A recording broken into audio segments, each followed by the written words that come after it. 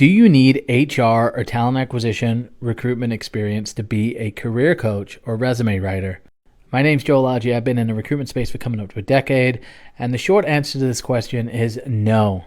It's similar to basketball. You don't need to have played basketball to be a basketball coach, but it sure does help, right? Because you can understand what's going on in those players' minds. You have actual experience, and it's the same with this.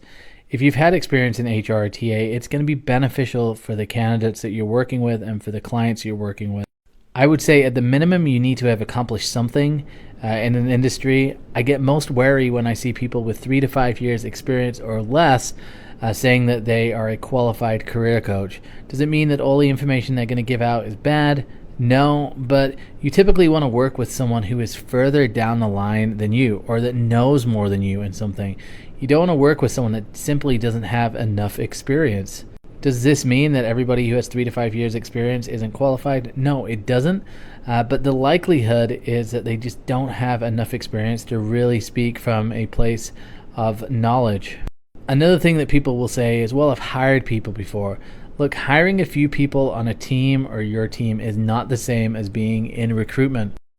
Recruiters get to work with lots of different hiring managers. They get to work with lots of different teams. They've seen lots of different resumes, and they work with lots of candidates.